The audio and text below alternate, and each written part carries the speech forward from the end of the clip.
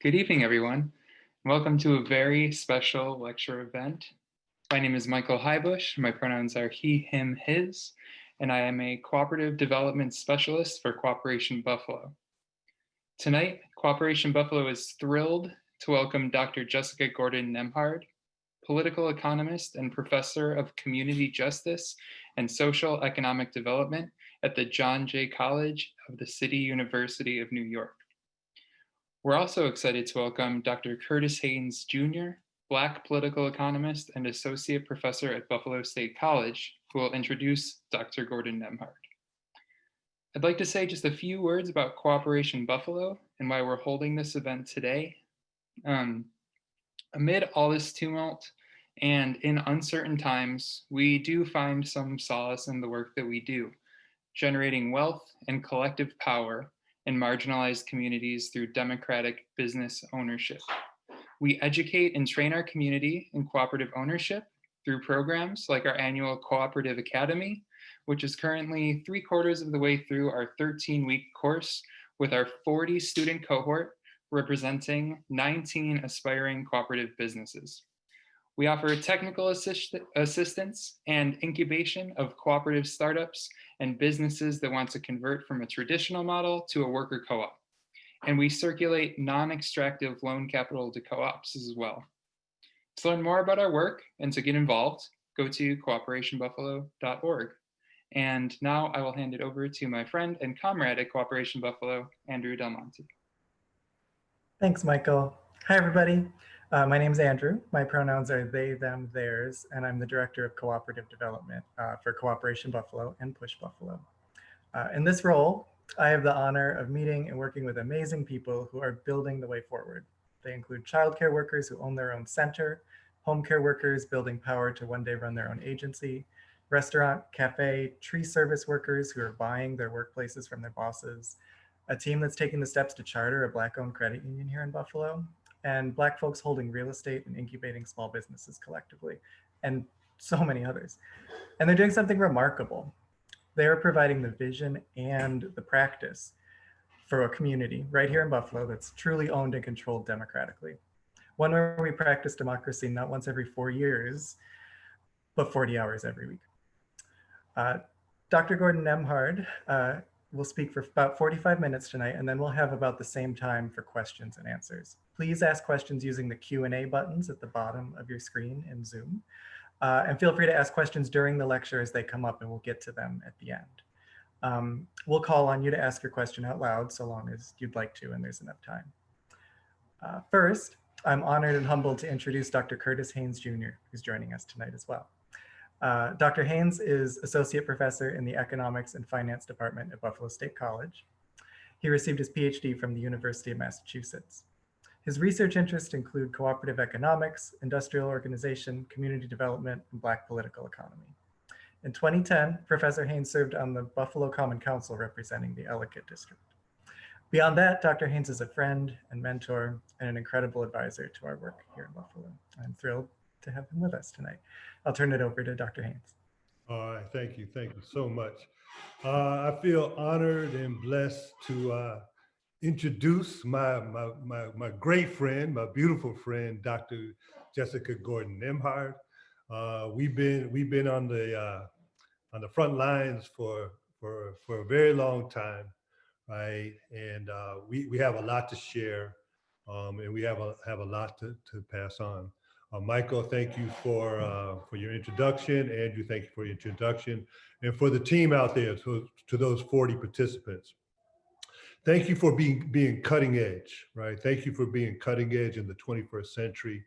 The work that Dr. Gordon-Nembhard and myself have done, we really have played from my perspective, we played a significant role in challenging the dominant paradigm of mainstream economics that pushes individualism, profit maximization at the expense of people. And what we're saying is that cooperation and cooperative economics just makes sense. It just makes common sense. I've known Dr. Gordon-Nembhard for quite a while. We went to school together. And we've been comrades in arms in particularly our battlefield is the realm of knowledge, in economics. We worked together and we were part of a graduate student organization called the Third World Caucus. And we were at the University of Massachusetts Amherst during the so-called Shangri-La time period, right? In what was called the Happy Valley. That environment, right? Economics was being challenged, right? We went to what was called the Harvard for Marxists, right? UMass at the time, right?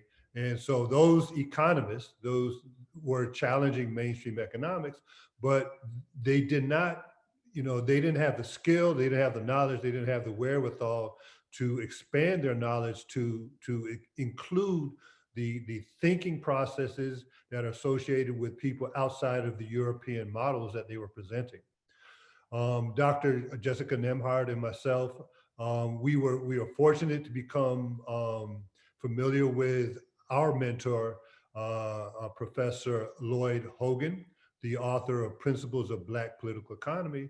And I know for myself, he changed my life, right?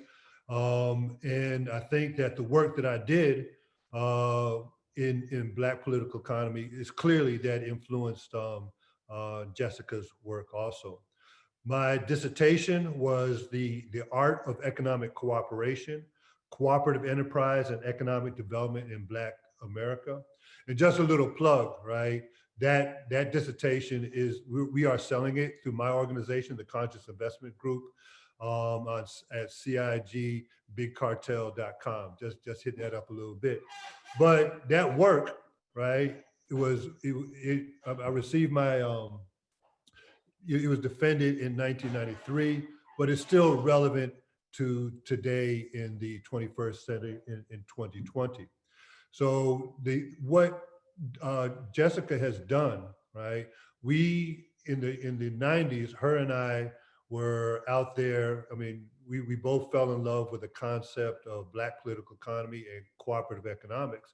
In particular, Lloyd Hogan's work, right? And these are the last words of his book in Black political economy, is in sum, Black Americans stand at the threshold of a worldwide social revolution. Their unique history of suffering and struggle for survival places them in an unparalleled position to be exemplars to the rest of exploited people of how a new social order can be conscientiously fashioned to reflect the perfectibility of the human condition on earth.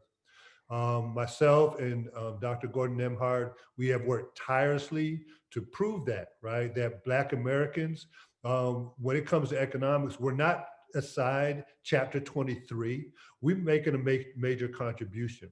We are working in alternative paradigm development, Black political economy, cooperative economic policy, and community building economic practices.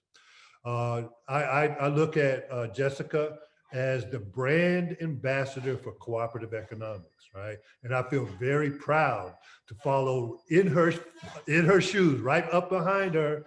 And let me just pass it on to her, but our brand ambassador, the scholar activist, the amazing Dr. Jessica Gordon-Nembhard. Please do your thing.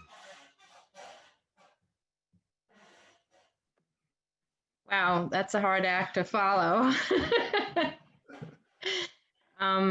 You're the one who started it for me. That's why I had to dedicate my book, Collective Courage, to you, because you did the work, you did the early work to help direct me to how we could use Black political economy to talk about the road to cooperative economics, to the road to economic justice, to the road to human perfectibility. And so I got a lot of that, right? My early training from you. You and I wrote the first article I ever wrote about co-ops was with you. It was the co-authored book. Yeah. So anyway, I'm talking and I'm supposed to be pulling out my PowerPoint. So thank you so much, Curtis. Thanks for that beautiful, wonderful introduction. Here it goes. And thank you also to Cooperation Buffalo for inviting me, for all you're doing. I'm very excited to hear about your cohort and how much they've already accomplished. And congratulations, cohort. And I know you're going to make it to the end of your academy and you're going to do fabulous things. It's exciting to hear about all the cutting edge co-op and alternative economics work that you guys are doing. So thank you for having me and for showing the way to others. I do want to start with an acknowledgement of our ancestors, especially my ancestors, those enslaved, those who continue to labor without just compensation, bring them into the room with us. Also acknowledge the original stewards of the land. I forgot to look up who they are in your neck of the woods. And as a reminder, right, that we're still under colonialism, right? We're all on stolen land and we're stolen people. And then recognize Black Lives Matter movement and the struggles to combat racism, patriarchy, police brutality. We can all name those who've been murdered.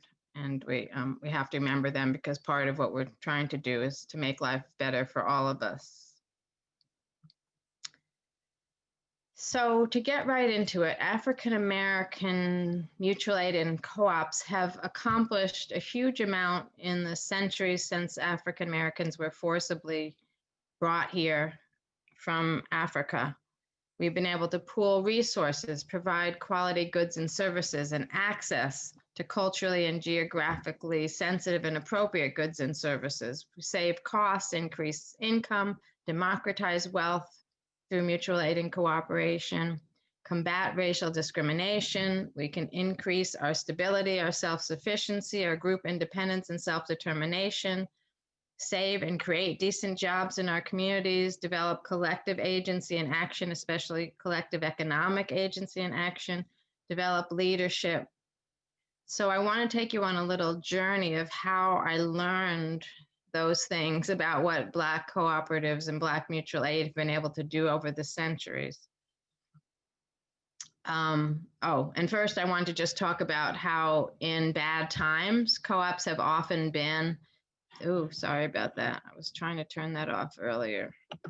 My ink is low on my printer, sorry. I've been trying to, I wanted to also start by, we're in another depression, probably another Great Depression for the 21st century. And co-ops have been an important strategy and mechanism to survive crises, but also have been one of the mechanisms that are most resilient during crises. So I also wanted to set that up for us, then we'll go into our journey.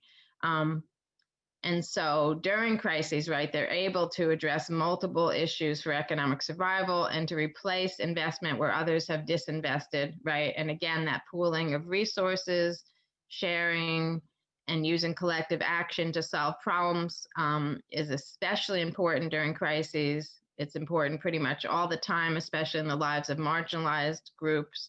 But it also is the crises, depressions are a time when we actually see a proliferation of co-ops, certainly in the Black community, but I think it's the same for every group of people. The 1930s was a time when there were a lot of co-op activity, and we'll talk about that again in a few minutes. Hopefully you guys have seen this poster before. It came out in the year 2012. It was the year of the co-ops, and it reminds us of all the great reasons why co-ops rock. I won't spend my time going over that because I think your whole academy is teaching you all that stuff. I did want to talk just briefly about being values-based business that then practices economic democracy, right? Because that practicing economic democracy is so important. So allowing multiple voices to be heard, reducing hierarchy and dominance in economic relations, right? Based on solidarity, economic cooperation principles, people-centered. And for many of the co-ops, especially the worker co-ops that are being started in the 21st century, it's really about giving invisible laborers and workers the largest vote or say in how a business is run. And I think you all know about the solidarity economy, but I've more and more been trying to connect cooperative economics and solidarity economics because sometimes cooperative economics isn't enough to do the non-extraction and the non-hierarchy and the anti-oppression. And so the solidarity values kind of help us to make sure that co-ops do go further to get us to that human perfectibility and human development. And so I just wanted to remind you that we're part of, or that we want to be, or we should be thinking about what I would call solidarity cooperatives, or a solidarity cooperative economic system, not just a co-op system. And then finally, the other piece that's important to establish from the beginning, and this took me a while to learn, and again, part of it I learned because Dr. Haynes had done the preliminary research, but the notion that economic cooperation is not just a European notion.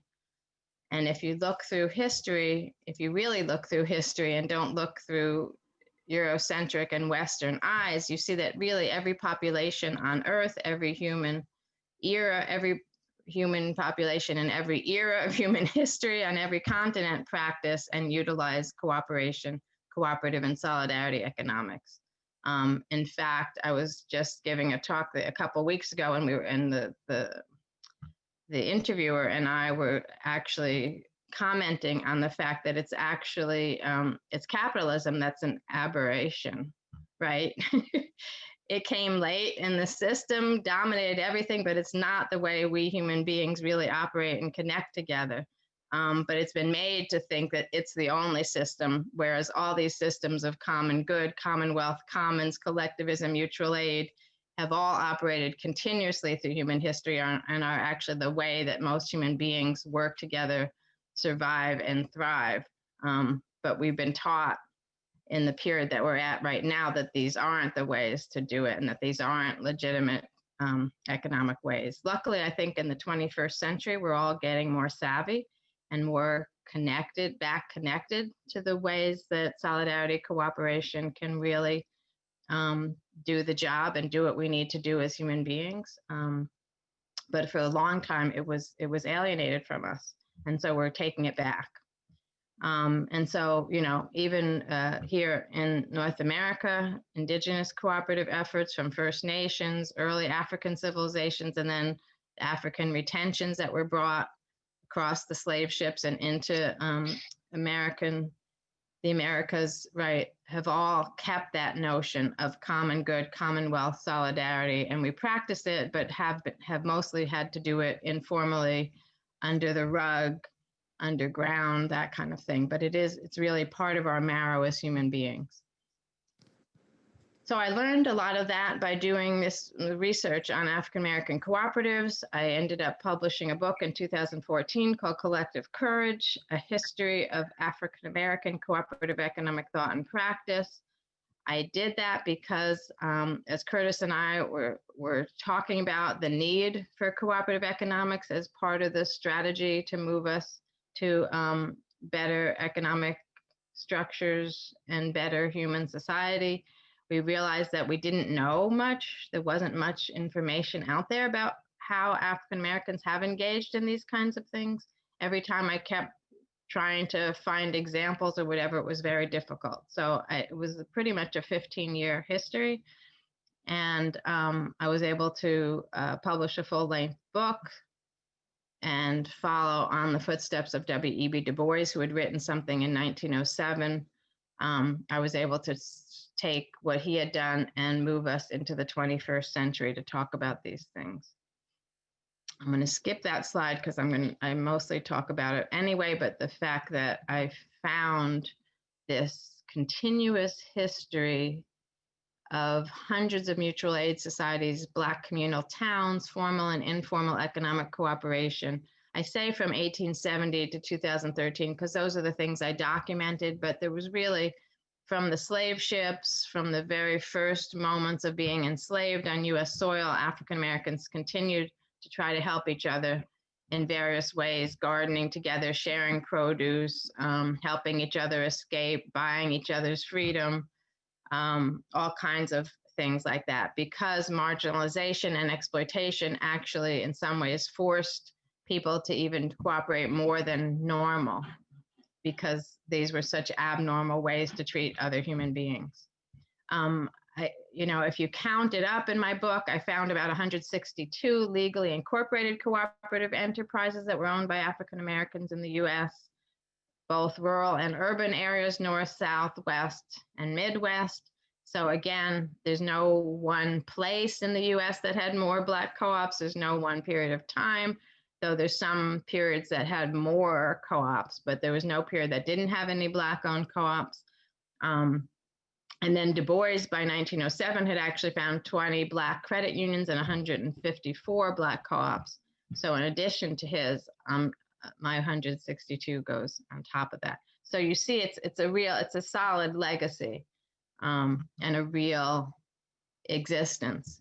The other sad part of what I found was it's also not just a history of courage and cooperation and success, but also a history of sabotage, multiple ways of sabotage and thwarting of Black grassroots economic action.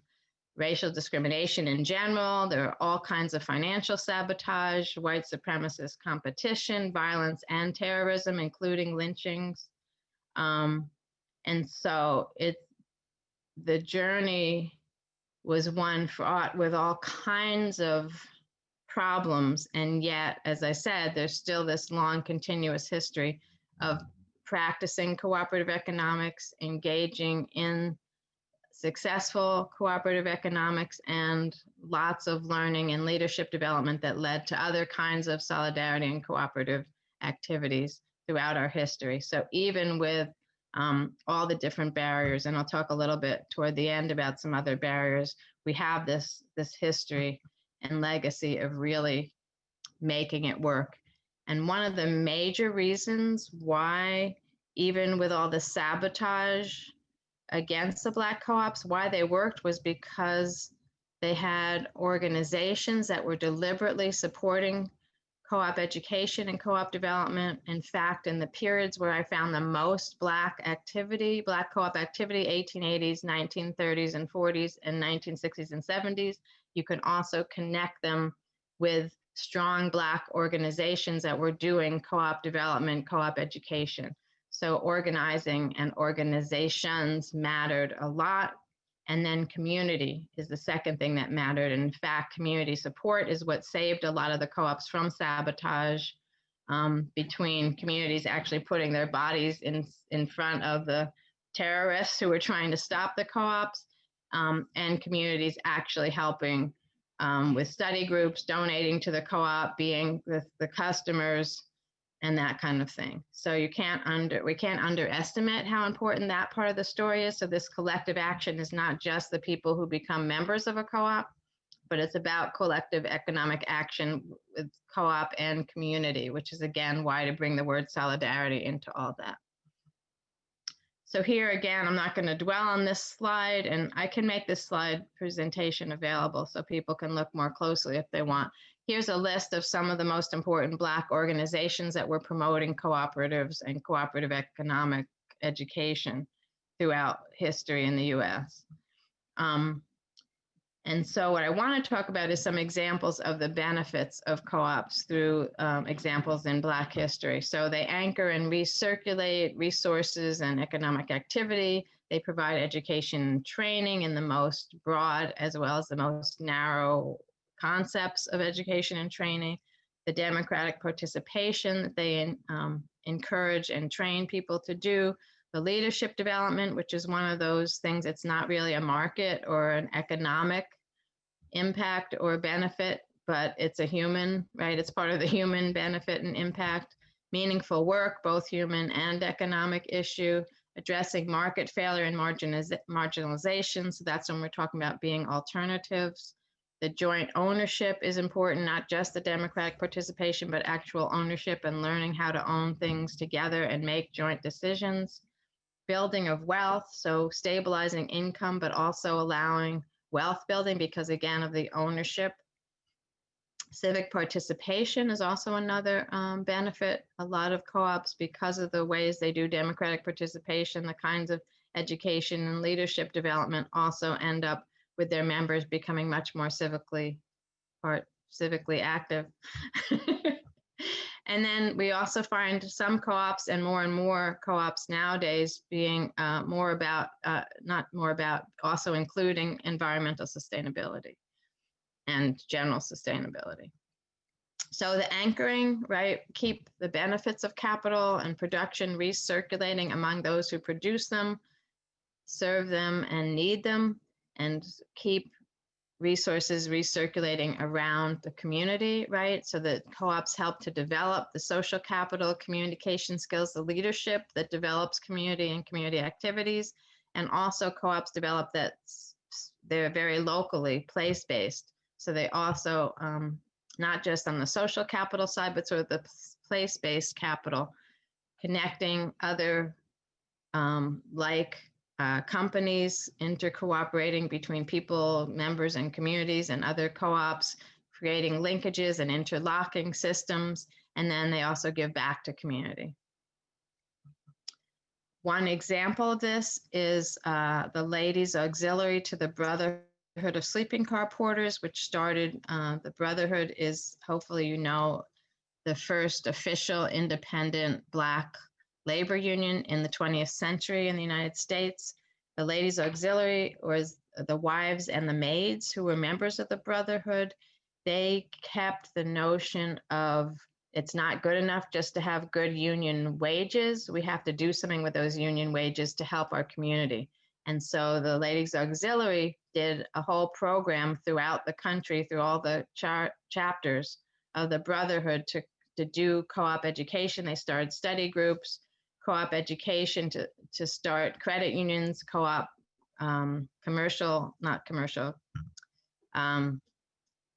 co-op stores and consumer co-ops, credit unions, consumer stores, et cetera, to keep the money recirculating in the community. So they understood very clearly that having good wages from being in a union was not the end all, but part of the strategy, right? And that the rest of the strategy included cooperatives as a way to keep Black community recirculating those good wages. The Young Negroes Cooperative League, which started in the early 30s, also had a similar strategy on a national level. This strategy was more for the local chapters, but national because they were all part of the national union.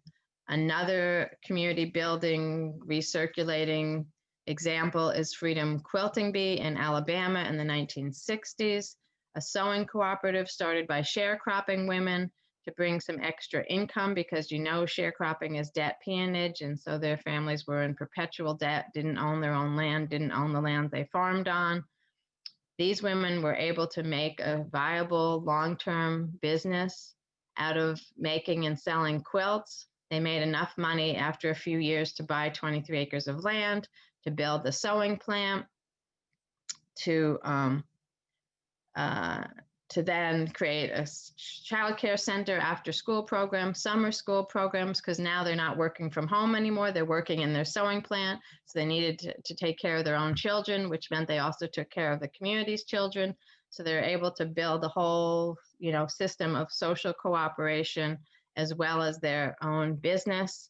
And also owning land, right, then stopped, even though it was the co-op's land and not maybe any individual's land, it stopped the exploitation that they were experiencing as sharecroppers, because especially during this time, some of their members and some of their community members were starting to finally register to vote, and then the white landowners were throwing them off, evicting them from the land they were sharecropping because they registered to vote, because they went to a civil rights meeting. And so here, these women had extra land. They were able to rent it or sell it to people who got evicted and then help their community with that economic independence. There's a picture of them.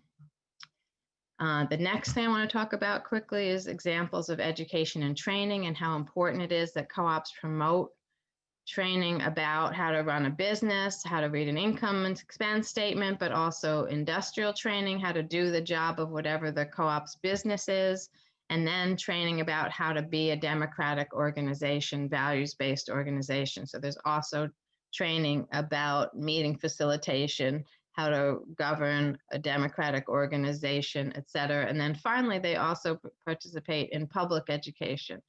orienting people to their model. Why should you buy from us? Why are we different? That kind of thing. So there's a whole levels of education that happen in co-ops.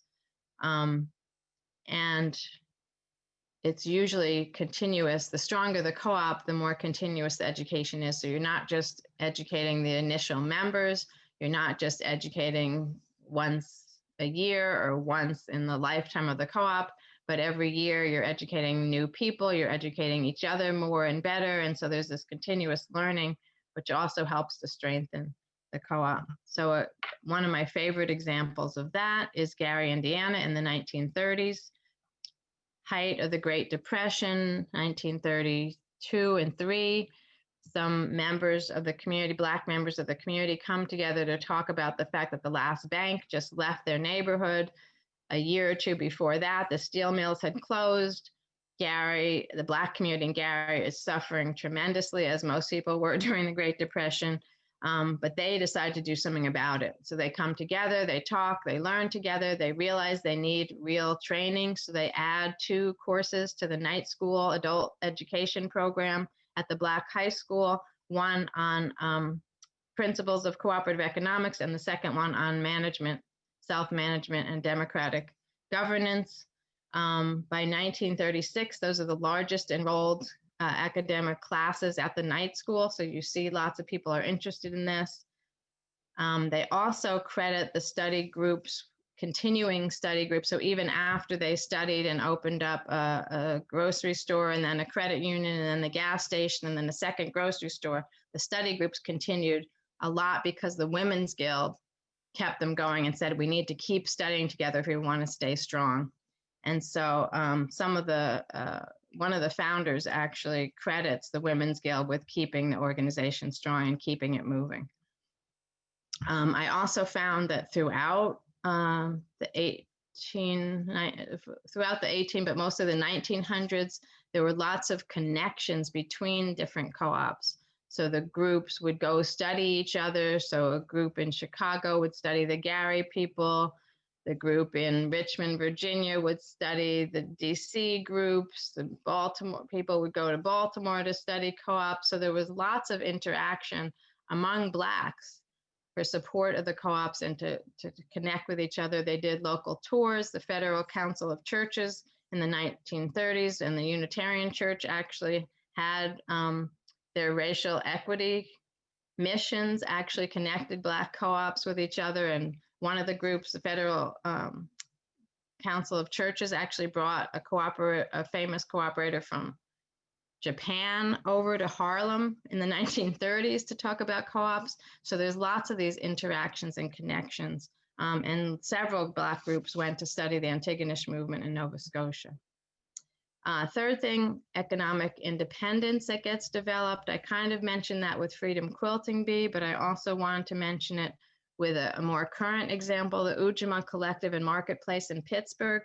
This is 15 African-American women who organized themselves in order to buy a space to have a cooperative artist marketplace. They had been tired of being nomads and just selling at pop-ups and selling during holidays, and they didn't have a place to really call their own. They didn't have a marketplace, a stand that they owned, and so they bought a space together and were able to connect that to the entrepreneurship they were doing, learning green entrepreneurship, cooperative business innovation, and they were able to sell their goods from jewelry to body care to vegan and vegetarian to handbags and other crafts. And one of the main things that's so exciting about the Ujamaa group is that they really wanted to figure out how to use cooperative economics to embrace their cultural and historical uniqueness, to support Black women's entrepreneurship, to make sure Black women could control their own destinies, their own economics, to create an intergenerational community space that was safe and healthy. And so these are all their goals. And again, as I said, they used the joint owning a joint marketplace space as the kickoff, as the hub for all the other things they want to do. And there's an early picture of them. Meaningful work. I think I'm going to go fast through this because I might be running out of time, and I wanted to get to, I had promised to talk about a couple other issues like gentrification.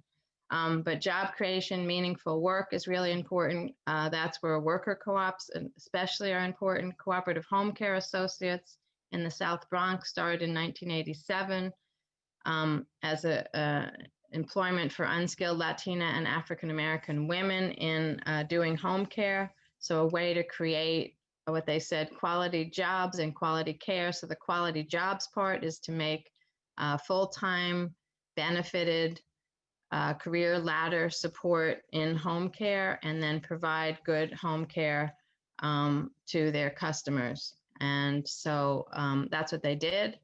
They actually developed their own training program, and they have a nonprofit subsidiary that does training. They're able to bring women in at the unskilled level and bring them up through 3 levels of nursing and even up into management positions that they want, or to become trainers in the training arm. And so they've been able to provide these full livable wages, fully benefited jobs for women in an industry that just didn't have that before. They also have done policy advocacy to make sure to increase the wages for all home care workers so that their wages can go up. And they happen to be the largest worker cooperative in the United States. And then my last example of quality work is to look at co-ops in prisons. So incarcerated worker co-ops. I'll quickly go through these slides, but again, I'll share them so you can look at the details another time. But Mengele prison in Ethiopia, so this is not African American, but it's such a great example. I needed to put it in here. In that prison, they actually wanted to do women and youth empowerment, and they realized they needed to do it through self-sufficiency, through co-op ownership. So they have enabled incarcerated people to organize and license their own cooperatives: dairy, vegetable farming, cobblestone cutting, metalworks, carpentry, electrical work, bakeries, weaving, sewing, with access to outside markets. They also have a really innovative thing, which is they have a micro lending program inside the prison to work with the groups to help them organize their co-ops and get financing to do it. Over the years, they've had about 31 active cooperatives. About 900 incarcerated members have been involved in them. Members who are released from prison can stay in the co-op, so they can just live outside the prison and go to work in the co-op in the prison during the day, so they don't have to lose their job in the co-op if they get out of prison. They also allow them to use the co-op income, right, to remit money to their family and to pay the restitution charges that some of them are under. And the recidivism rate is extremely low. One, because I think they can stay in the co-op even when they get out, but also because of all the things we talked about that co-ops do and give to members. Only 16 of the 1,416 that were released over several, the last 10 or 15 years have recidivated. So that's a very low rate for any place. And the other really innovative thing is that some of the corrections officers are actually trained as co-op developers, co-op management leaders, so they can help train the inmates. So a really interesting model. And then Cooperative ARIGOS in Puerto Rico is an artist cooperative in, I forgot to put which jail it is. Unfortunately now with COVID, they're not operating, but they're hoping to operate again. But they've been operating since 2012, I believe. 2002, sorry. And they learned about the co-op model, demanded co-op education, got co-op education, found out that incarcerated people are not allowed to be on the board of a co-op, but they didn't want other outsiders to run their co-op. So they ended up getting a meeting with the governor, who got them connected to the state assembly, and they got the law changed. So they were allowed to be owners and board members of their own cooperative. They rephrased some of the co-op principles. They created internal rules like you couldn't discriminate against gay and queer people if you were a member of the co-op. You had to give some money. If you were a parent, you had to give some of your earnings to take care of your children outside. Anyway, they had a bunch of those kind of internal rules about how they wanted to operate and what they wanted their co-op to stand for. And they were able to operate through the corrections department because they made a deal to give 15% of their revenues to cover office space, electricity, extra guards, that kind of stuff. And so they created this actual economic relationship with the corrections department. And so they were able to maintain their co-op without too much interference from the corrections department because of that. And they also had a lot of support from the Puerto Rican League of Cooperatives, who sent them the free educators and connected them with co-op insurance companies and helped them to market their goods at co-op events and things like that. And then here in the US, we do have some previous incarcerated worker co-ops. Shifting gears in Wisconsin, Collective Remix is working on developing some co-ops in Los Angeles. Core Staffing in Baltimore is a temporary employment company made of returning citizens. And I think there's probably some other examples. I'm not quite up to date on that. So how am I on time? You have around 12 minutes. Okay, all right. So I'll do a little bit of women's leadership, and then I wanted to talk just briefly about co-ops and gentrification, and then we'll be ready for question and answers. So the other thing that I learned in my study is how important leadership development was, right? Most people, you can't be involved in a co-op and not sort of develop a sense of leadership. And I especially learned that when I was interviewing the executive director at the time of the Federation of Southern Cooperatives Land Assistance Fund in Atlanta, Ralph Page, who's now deceased. But in the interview I did with him, he started talking about how some of his staff members and some of the co-op leaders of the co-ops that make up the Federation of Southern Cooperatives developed leadership in the co-op and then went on to do other things. Like some people actually went on to become government officials and elected officials and things like that. Some just became head of another organization or a part of their credit union board or whatever. But he talked about how we can't just look at some of the specific sort of economic gains, that we have to look at the whole leadership development, social development kinds of things. Also, Sigmund Shipp, who Curtis and I used to work with, talked a lot about the social capital that gets built with being in a co-op, and that kind of networking and learning how to talk and work together is so important to co-ops, but also important to what you do in the rest of your life.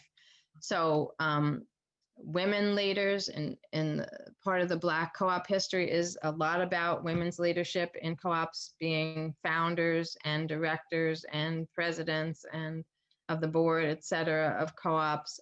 Really, really interesting. And also youth development. So I'll skip over Combahee River Collective, but that was after the Civil War. The women who were left on the farms that the Union had freed and the whites ran off. The men went to join the Union Army, and the women stayed and ran the plantations and made handicrafts, did it all as collectives. So that's a really interesting story.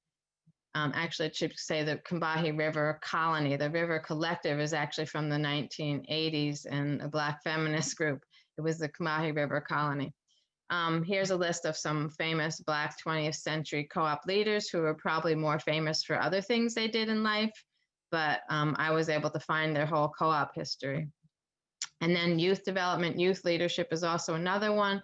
There was a group in the 90s in Crenshaw High School in South Central LA right after the 92 uprisings against the Rodney King beatings. These students started a community garden and wanted to donate food to the homeless, which they did. They then learned about farmers markets and sold some of the produce in farmers markets. Once they realized that it was okay to sort of make a business out of it, they started to learn about business development and realized that if you add value, like produce something more than just the vegetables, you can charge more. So they decided to make salad dressing. They organized their business as a co-op. They voted to save 50% of their profits for scholarships to college. They started selling their salad dressing through the new online platform, Amazon. And in a 10-year period, they had awarded over $180,000 in college scholarships to 77 of their graduating student managers. That led their high school to actually create a college prep program because now they had students who were able to go to college and could afford to go. So again, you see these connections. When a group of people take charge of something and start to do something, it spills over into the rest of their lives and the other institutions that they're in, just like Freedom Quilting Bee did, et cetera, et cetera. You see it over and over again, especially in Black co-ops, these spillovers and connections. Another youth group, which I won't talk about, but someone can ask you about, is Toxic Soil Busters in Worcester, Mass. So the barriers, right? My children always say I'm too Pollyanna-ish, and I just talk about how great everything is. I told you a little bit about the sabotage and white supremacist terrorism, but also there are basic barriers to starting a small business and to starting a co-op business. I'm sure you guys have gone through it in your academy. Capitalization and access to capital, which also you're part of Seed Commons, so we know how important it is to have non-extractive capital available, adequate and proper orientation training, co-op economics and management education. Even though most of the Black co-ops I found started with study groups, still having enough and continuous education and cooperative education both before and during co-op development is really important. I mean, I even advocate that we should be teaching our young people about co-ops. So when they're ready to start a co-op, they already know a lot about it, or maybe even had practice in one of those youth co-ops. So it's not so alien once they decide to do it as an adult. Distrust and excessive competition, internal and external to the co-op or to the group, is the problem. Studying together is also another way to build trust and bonds. Ideology, right? We're all taught about individualism and capitalism as being the best ways to, right? So this goes against that ideology. So how do we train and teach people how to think and act differently, or how to recognize that we already don't always act as individualists, right? There's a lot of everyday solidarity that we practice, so we've got to connect people to that. Politics and policy, right? We don't have enough policies supporting cooperatives. Some of the politics still counts co-ops as communists and things that we shouldn't do, so we've got to worry about that. Racism, patriarchy, and classism also get in the way. Even the best co-op people can be racist and patriarchal. And so how do we make sure, right, to nip that in the bud, and can be classist, actually. That's a whole nother story. But I had promised I would mention something about gentrification, because that's another issue that I think is one of those complicated issues for co-ops. And I call it the gentrification crossroads, right? Because on the one side, I think and hope that co-op development can help to stop gentrification. If we can think about doing co-op development in communities that would normally be gentrified, but do co-op development as a way to revitalize instead of gentrify. And so there's lots of ways we can think about, right, with affordable housing, doing land trusts and co-op housing, putting credit unions in, worker co-ops so people can make a good living and can stay in the communities that they're in. But we also see this tension because some co-ops, especially co-ops that aren't of the community that's being gentrified, but they come in early at the early stages of gentrification. A lot of food co-ops and some worker co-ops, you know, the land is cheap at that point, or rent is cheap just before a place gets gentrified. And so sometimes they're part of the precursors of gentrification. And so we have some examples in several cities where the food co-ops came in and kind of made it more comfortable for more whites and more affluent people to come into that neighborhood, because they come in to use the food co-op and to be members of the food co-op. Some of the food co-op developers even said you can't have a good food co-op if you don't have a white middle class population. And so there's those kinds of issues. So often, well, not often. So we have some cases where the co-ops have come in and started or aided the gentrification process. But also, right, we know especially food co-ops address food deserts, right? They are community-based. They provide better access to food, right? Credit unions and other co-ops help people to stay in place and to afford things and to do things, right? So how do we make sure, right, that our co-ops are anti-gentrification forces and not gentrification forces? So I just have a few little things in here, right? It's a gentrifying force when, right, it takes public money or public land or whatever in predominantly Black and Latinx neighborhoods, but creates co-ops that are more for middle-class European Americans. I talked a little bit about that already. Instead, you could come in and build a relationship with the Black community or connect with existing Black community efforts and help them to create a co-op. You could have more cultural connections. Instead of being seen as an invader, being seen as an ally and a supporter, and to support the Black or Latinx co-op development.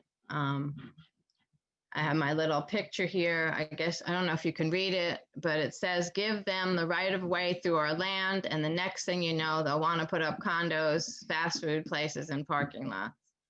So I was just trying to liven things up a little bit, but I do have an example of how co-ops can be a solution in these cases and not be a gentrifying force. I talked a little bit about some of these, but then I have an example of Mandela Foods in West Oakland, right? You would connect with existing neighborhood organizations, you engage in community benefits agreements to help reduce pricing out and displacement. You work with existing organizations, you develop co-ops from among the existing community that's there. Mandela Foods did that. They started in 2009.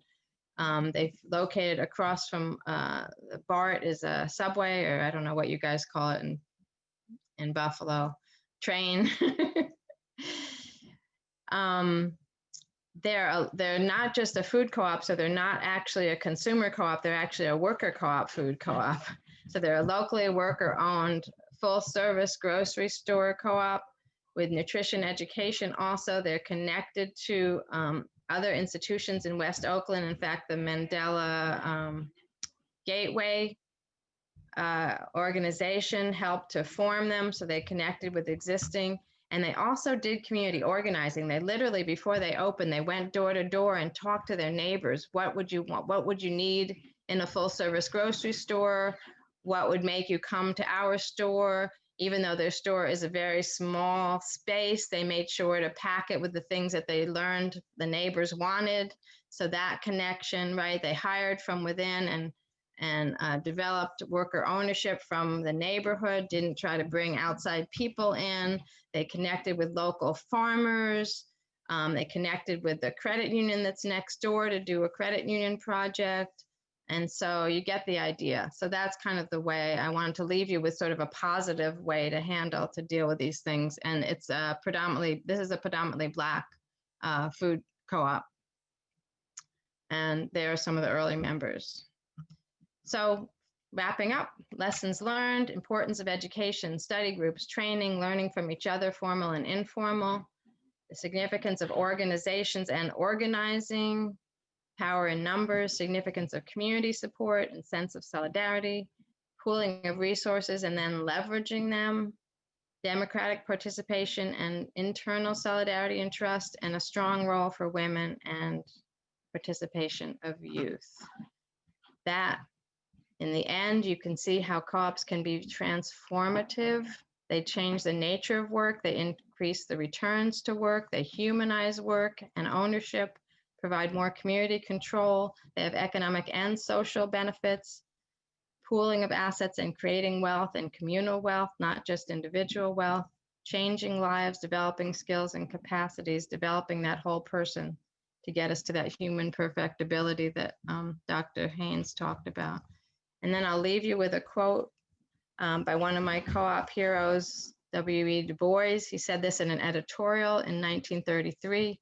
We can, by consumers and producers' cooperation, produce a progressively self-supporting economy that will wield the majority of our people into an impregnable economic phalanx. So a lot of big things there, right? Majority of our people, right? Self-supporting, impregnable, right? But using that cooperation and solidarity to move us to a much stronger position that's a human, right? A people-centered, human affirming economic position. Thank you. Thank you. Thank you so much, Dr. Gordon-Nembhard. That was incredible. It feels strange that we can't all applaud wildly in the same room together right now. So I'll just do some sparkle fingers. Okay, so we're moving on to a question and answer segment. So if you have not already, at the bottom of your screen, there's a Q&A button. And if you ask a question that way, we can either read off the question for you, or we could allow you to speak up yourself and ask the question. So if you haven't already, we have these incredible speakers for another half hour. So, so please take advantage of that. I'll go ahead and read the first one. Nadia asks, I'm curious about Black and Brown cooperatives in the creative realms. Is there a history of that or examples we can read up on for today's collective artist organizing? I guess I'll start, but I know Dr. Haynes can answer some of these too. So yes, definitely artists, cooperatives, Black and Brown. I don't know as much about the Brown. In fact, I'm trying to get someone to write the history of Latinx co-ops in the US. But, you know, Freedom Quilting Bee, those were quilters. Okay, there's actually an artist co-op right now in New Orleans, which I can't remember the name of it, that do, I think it's silk screen and maybe some photography or something. There's been several different people over the years have talked to me about music producers co-op, and I know they've started to do, again, New Orleans and Birmingham, Alabama. I'm not sure whatever happened with them, but people were starting to think about a music production co-op. We definitely have, well, you know, the Puerto Rican example in the prison was an artist co-op. They did, I showed you, they did those sculptures. And Pittsburgh, the Pittsburgh women's group, right? Half of them were artists, jewelry makers, handbag makers. I think there might have been a potter or something.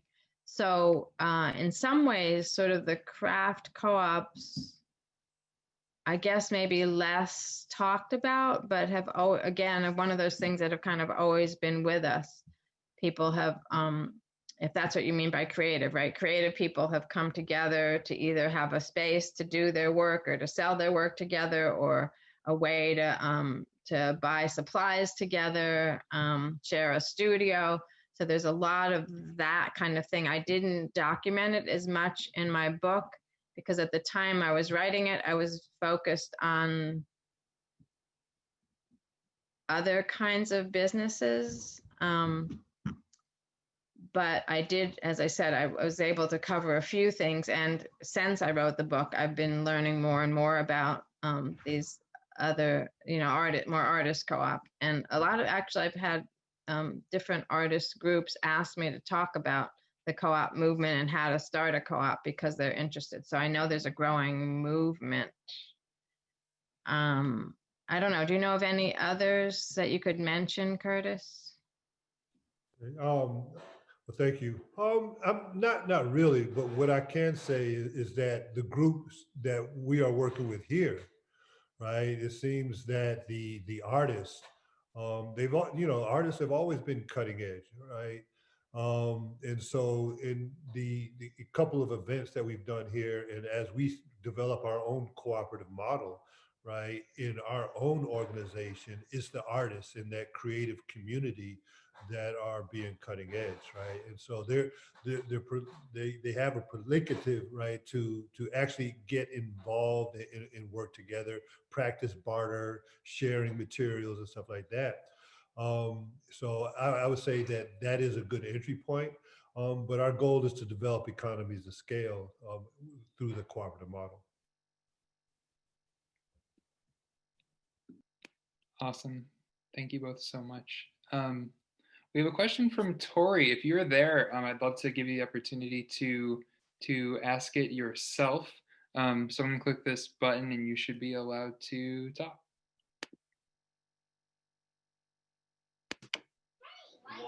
Thanks so much, Michael. This was wonderful. Thank you for joining us today. I just had a question about this moment that we're facing now, and how a lot of folks in the co-op movement are talking about, like, oh, this is, the economic moment, the social movement, where we would see a boom in co-op economies based on what we've seen in Spain and Argentina and different places throughout the world, throughout history, and in different communities.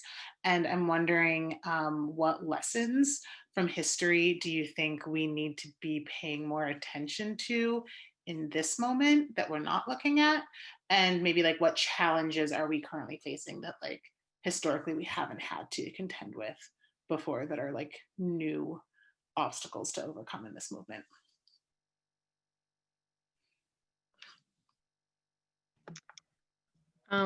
Thanks. Good question. I'm trying to think of how to answer it. So we've definitely been here before, in the US and other places. I mean, Curtis knows a lot more about Mondragon than I do, but clearly the Mondragon first started operating in the fascist regime under, I just forgot his name. Franco. Anyway, Franco, thank you. So I'll let Curtis talk about that in a minute. What I wanted to say was the other reason why I say we've been here before is because I often now, especially nowadays, but for a while I've been talking about the co-op development in the 1880s. And the 1880s was a time very similar to our political times now in the US for two reasons. One, it was the end of Reconstruction. Remember, Reconstruction was the progressive period right after the Civil War where Blacks were allowed to vote and there was a lot more economic support and political activity for Blacks. And then by 1876, it all fell apart with the election of a very conservative, even more conservative first president than had been.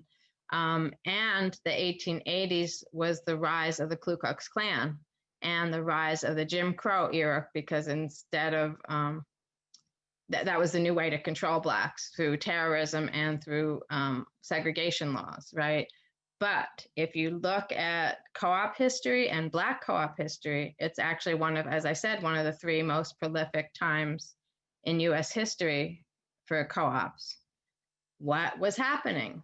Well, people were organizing, right, against that kind of fascism, tyranny, terrorism, right? People organized, the populist movement, Black and white populist movements were organized. The labor, right? This is a period of strong, very strong labor unions. The labor unions were also promoting co-op ownership, especially worker co-op ownership. The labor unions were also promoting gender equality and integration at a time when, right, the Ku Klux Klan are lynching people and burning things, and the railroads aren't even allowing co-op materials to be transported through the railroads, and yet they're creating more and more co-ops every year. So it's the fighting back, right? And so even though it's dangerous, Knights of Labor have to go underground because it's too dangerous for them to be above ground doing what they do, but they stay underground. When they finally have to disband, 5 other different kinds of co-op development and labor union groups start and go underground. The Colored Farmers National Alliance and Cooperative Union starts and does the same thing. They're a populist political party. They're a co-op development organization. They're a union. They connect Black landless farm workers with Black farmers. So another unheard of combinations of people who join together to be together. The Colored Farmers National Alliance and Cooperative Union is the largest Black organization in history up to that point, with almost 1 million members, mostly throughout the South.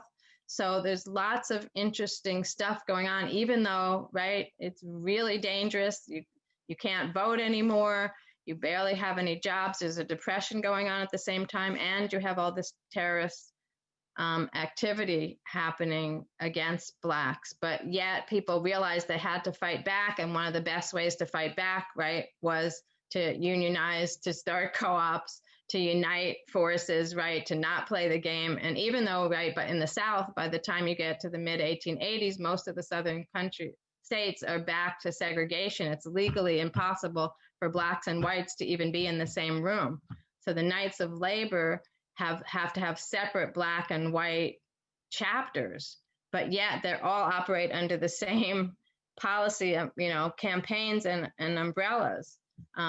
You know, in Richmond, Virginia in 1886, they have a joint campaign to take over the city council so they can rebuild the city hall with integrated labor, organized labor, women, and co-op labor. And they win. And that's through separate Black organizations with separate white organizations talking to each other under the radar with the same campaign, getting elected, and then following through with their campaign stuff. So things do happen. So I don't think there's anything we're reinventing. The system, you know, everything's the same, except now we need that organization again. We need powerful groups to connect all the issues together to say, we're not going to take it. We're going to do whatever we have to do, whether we're underground or on the surface. We're going to do whatever we have to do, and we're going to create as many of the kinds of organizations and relationships that we believe should be happening as much and as best we can. And if one gets disbanded and 2 people get lynched, we'll start another one in the next town or over the next way. Right, we just keep surfacing. I don't really know what else to say in terms of suggestions for something new or how else to do it. I think we have to just keep doing that way. We have to keep practicing it, keep insisting on doing it, keep fighting whatever ways we have to fight. Thank you so much. Thanks for your question, Tori. All right, we have a question from Guy. Are you there? Oh, did Curtis want to give the Mondragon example?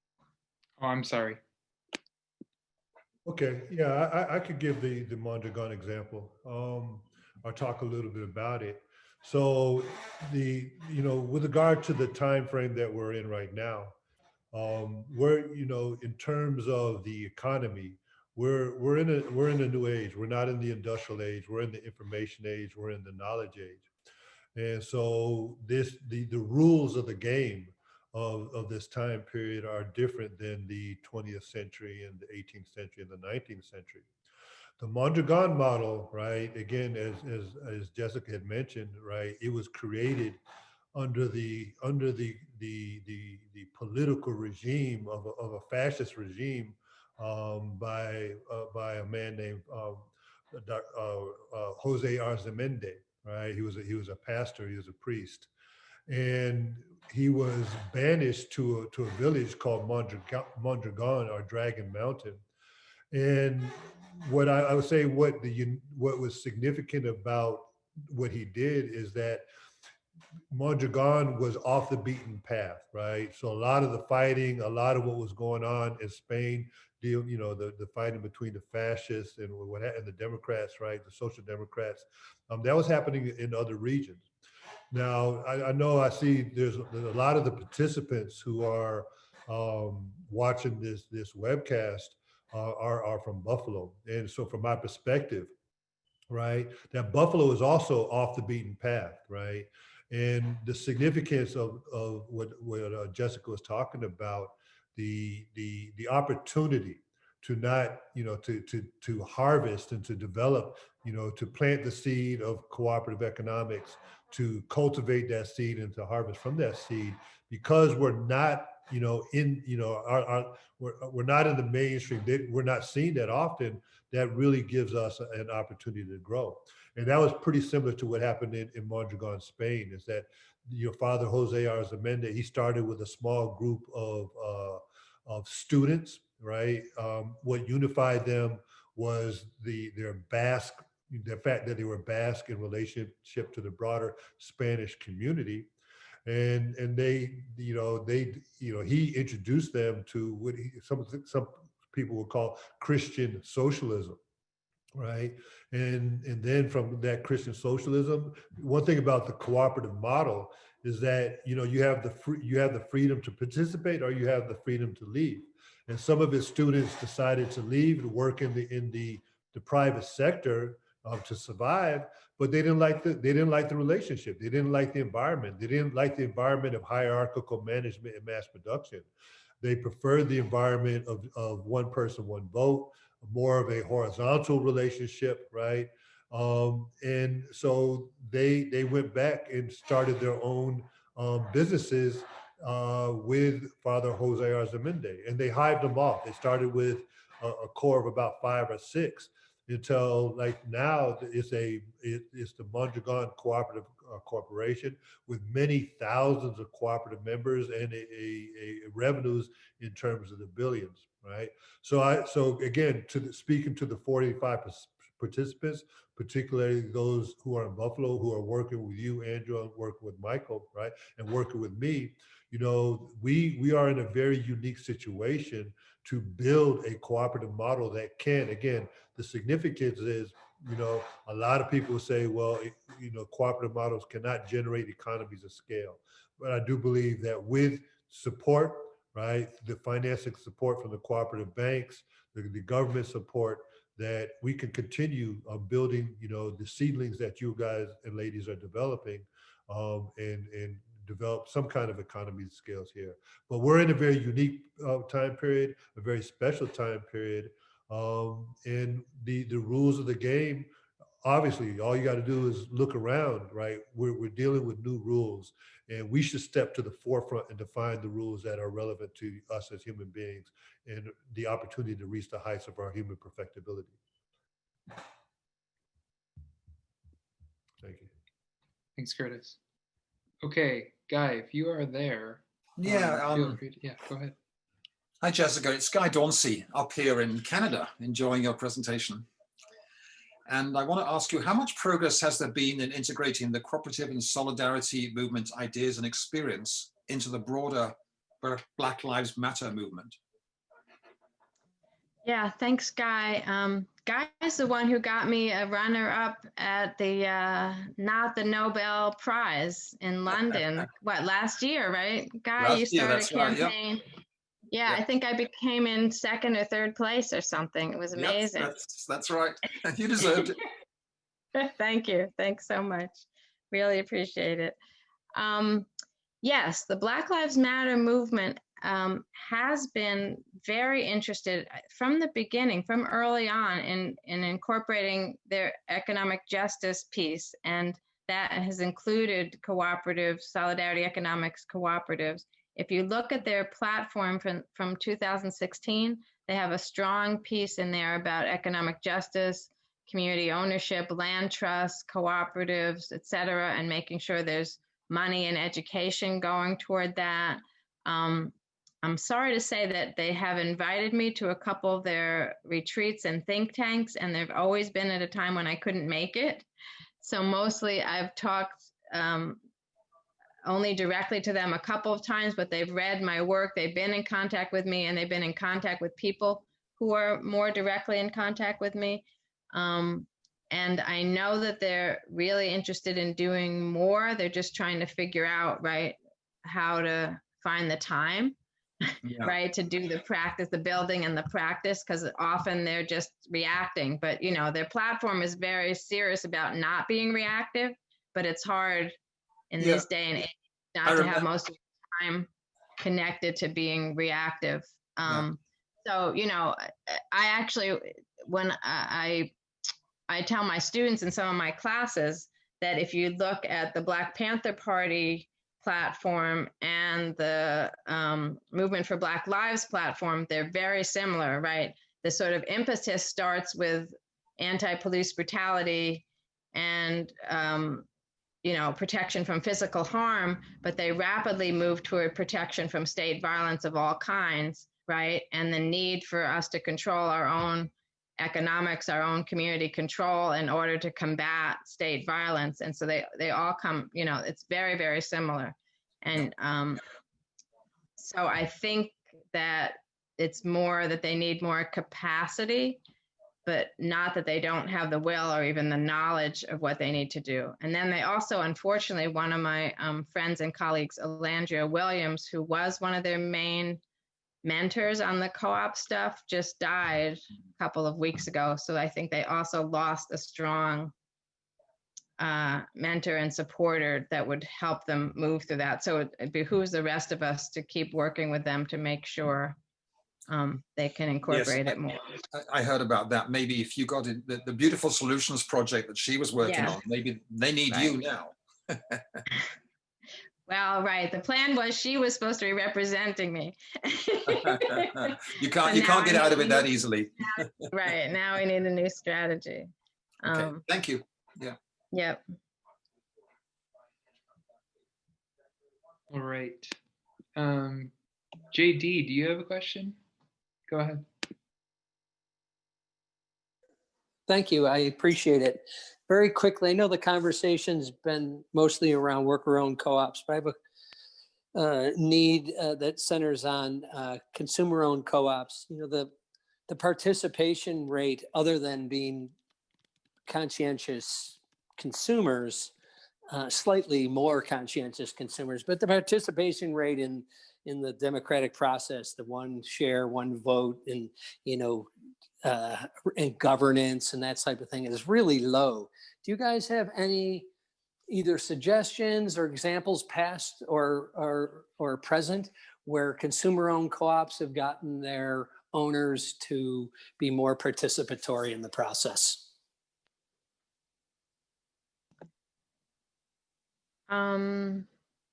I think I might have a couple of examples, but I'll start with sharing, you know, reiterating the problem.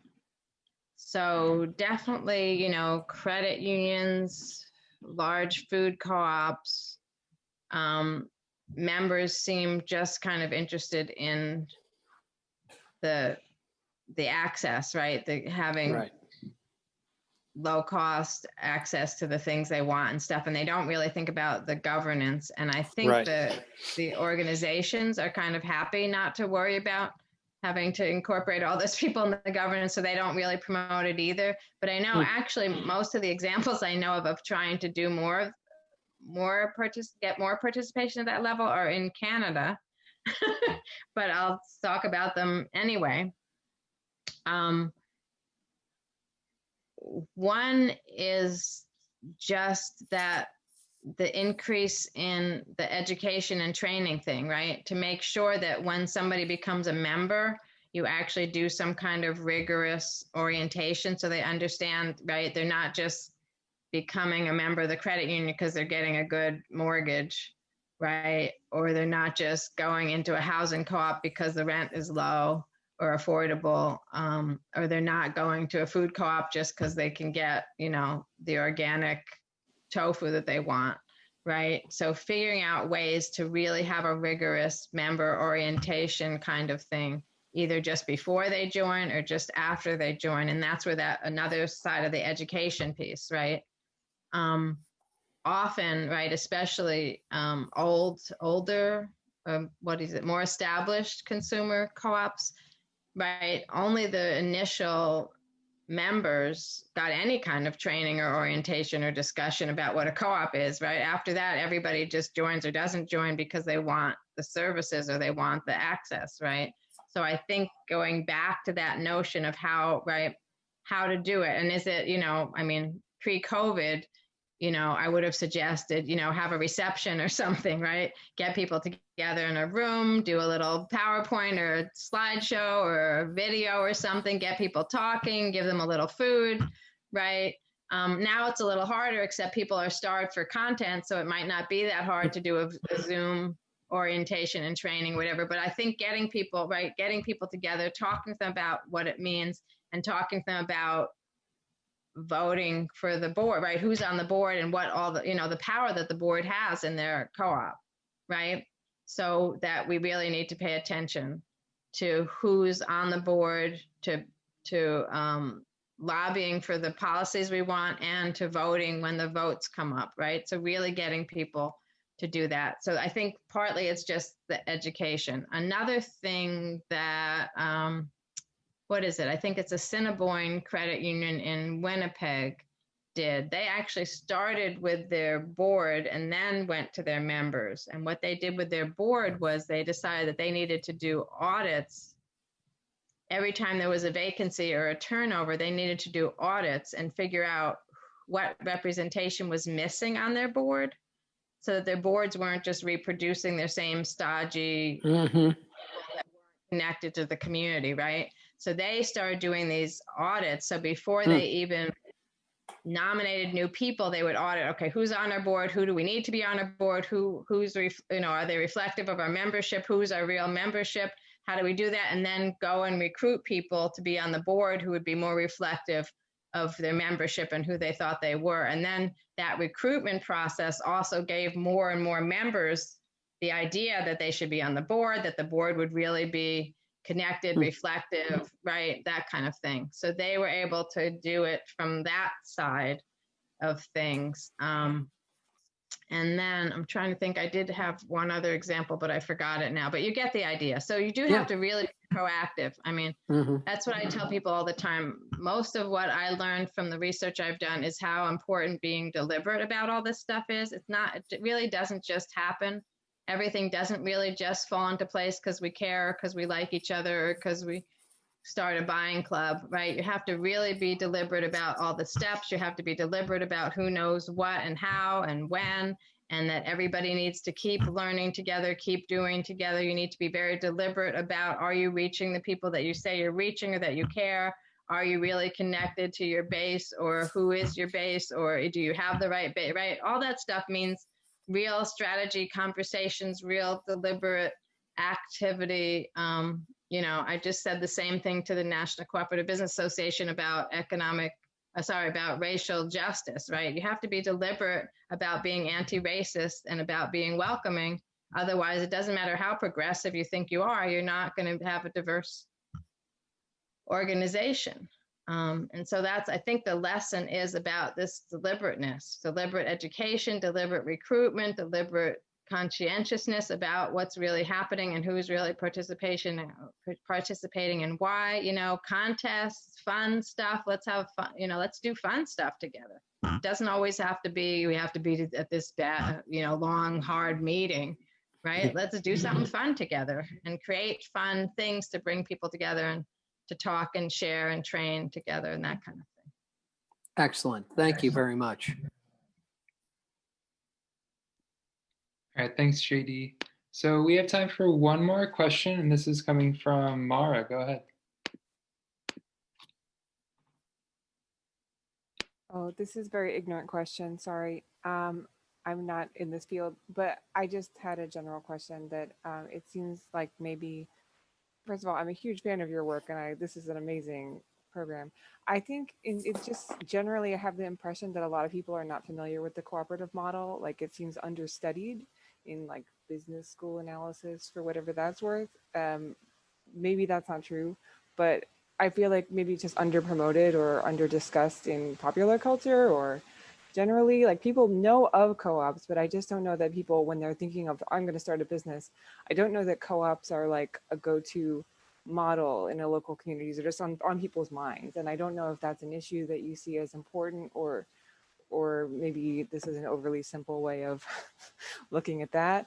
But do you think that this is something that needs to be addressed, or that this should be like kind of, it is important to try to promote more of a focus on co-ops in like otherwise like kind of traditional ways of getting people to think about local community enterprises, business training and stuff like that? Or yeah, so I think you're a plant, because I could talk for like an hour on that topic. So it's not a simple, ignorant question at all. It's, in some ways, it's the heart of of a lot of this stuff, because, as I did mention, we live in an individualistic capitalist society, right? So we don't learn, in fact, a lot of our cooperativeness is beaten out of us by first grade, right?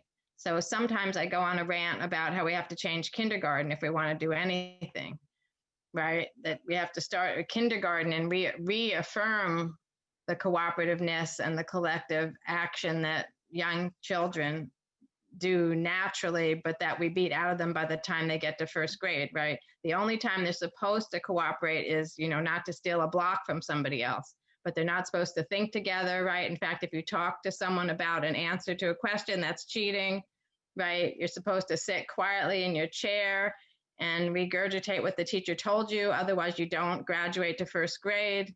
So anyway, I mean, we don't have enough time for me to go totally into my rant, but right. So from the beginning, we're alienated from our collectiveness and from our sense of solidarity. And so we need to figure out ways from the beginning, from young age to disalienate. I don't know what the word is, to unalienate us from that. And so I believe, K through 12, we need K through 12 co-op education and experiments, right? Let young people experiment with co-op ownership and collective ownership. We need, and then, their families always get involved. If you have kids doing stuff, their families come, right? So if they're doing a co-op store or a co-op credit union branch or something, their families are going to participate, and then their families are going to get interested. So you can get to them through their families. By the time you get to the high school kids, they can be helping to solve community problems like toxic soil busters, which I didn't really talk about. But they had a problem of lead poisoning the soil in their backyard, and their younger siblings getting lead poisoning and not even knowing about it. And they ended up, creating toxic soil busters. They learned how to remove lead from the soil. They started a business. They started doing education first about lead poisoning and that kind of thing. So they were solving a community problem with a co-op, and then using the co-op to address other and develop themselves more and more. And develop their own sophistication, whatever, through that co-op. And so there's lots of ways we can think about doing that. I also definitely believe we need a whole communication strategy, right? Because I agree, most people either are afraid of the word, don't really know what it means. In the Black community, when I first started talking about it, everyone thought, oh, that's just a hippie food co-op. There's no, they didn't even realize a credit union was a co-op. They didn't think co-ops had anything to do with African Americans or Black people or Africans. And so there's a whole bunch of, communications and public education we have to do even before all the education for once you want to start a co-op. And that's, I also have an article that says we should use reparations money to do co-op education and create non-extractive funds for co-op development. I think that would go a long way with reparations money than some of the other, instead of doing monuments and giving people scholarships to school. Sorry to say that. I mean, not that those are so bad, but I think the reparations money could be much better used for this kind of grand education and capitalization of co-op development. I think we're out of time. So is that a good enough answer? That was amazing for me. I applaud and am inspired by all of that. Thank you so much. Yeah. You're welcome. Before we do wrap up, Dr. Haynes, do you have anything to say about that as an educator on cooperative economics? So, yeah, I mean, I could just, again, piggyback off of what Jessica's talking about, is that, we're dealing with ideological battle, right? But the truth, as far as I could tell, right, both Jessica and I referred to Chancellor Williams' Rebirth of African Civilization. And he was talking about I believe in the late 50s about the choices that were being presented to the African continent, a choice of socialism or communism from the Soviet bloc nations and capitalism from the West nations. And he's like, no, we have our own history of cooperation.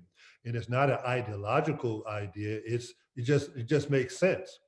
And so what the young lady, what Maura was saying is that the idea of mainstream economics At one point, it was radical. I mean, the stuff that Adam Smith did in the transition from feudalism to capitalism, his work was radical, right? And even some of the stuff that Karl Marx was doing, it was radical. But now it's status quo, right? And so when you go to school, if you go to any colleges or universities here in the United States, but probably even in Canada and in much of the West, right, is being dominated by mainstream economics that is built around a status quo, you know, a justification. It pretty much, it's not even theory anymore. It justifies the exploitation. It justifies the extraction. It says that the only way you could organize economics is the profit maximization model. But again, those models are 20th century models, right? We're in the 21st century. So I don't think we should be disheartened. Man, we should perceive ourselves as being pioneers.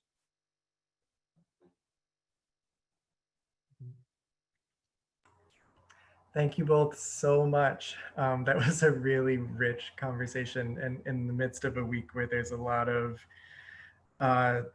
heartless, soulless kind of activity going on, it's really nice to talk about something that kind of fills the spirit and the soul and gives us something to do with our hands and our hearts and our minds. So thank you both for that. And a big shout out to Michael on our team at Cooperation Buffalo, who did all of the tech and facilitated at the same time. That was really wonderful.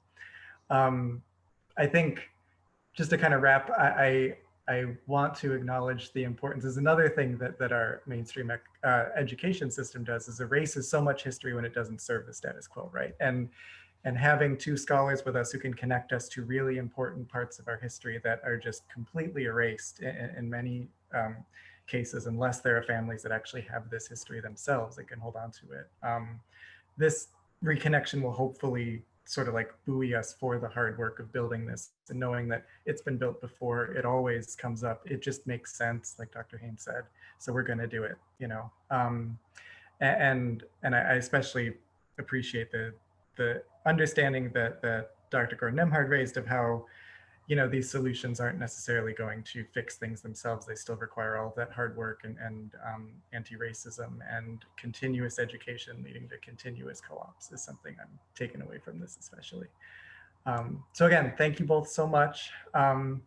It's been a real pleasure to have this conversation with you tonight, and I wish everyone a safe and healthy evening. Take care.